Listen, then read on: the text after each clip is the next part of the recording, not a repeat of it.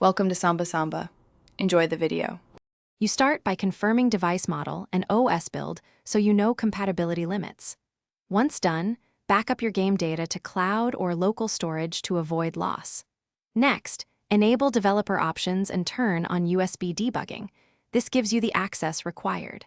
Connect the phone to a computer with a reliable USB cable and accept the debugging prompt.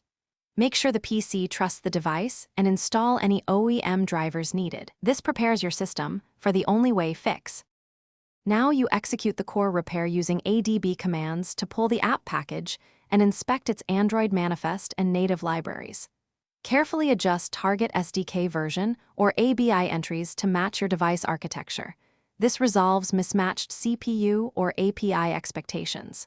If you modify the APK, repackage and re-sign it with the original key store or a test key when appropriate. Once signed, push the rebuilt APK back via ADB install with the R flag, finish by clearing the app cache and data, then launch once to grant runtime permissions. This stabilizes the environment. Verify the game loads native libraries by monitoring logcat for successful. So loads and watch for permission or signature mismatch errors. If the game still shows incompatible, restore your backup immediately and reevaluate the manifest or ABI change you made.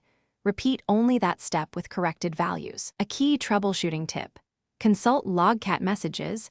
Fixing the first clear error almost always resolves the rest. Thanks for watching. Consider subscribing if we helped you.